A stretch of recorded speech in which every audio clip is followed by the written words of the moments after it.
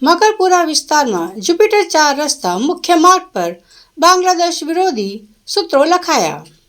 મકરપુરા વિસ્તારમાં જુપિટર 4 રસ્તાના મુખ્ય માર્ગ પર બાંગ્લાદેશ વિરોધી લખાયા સૂત્રો.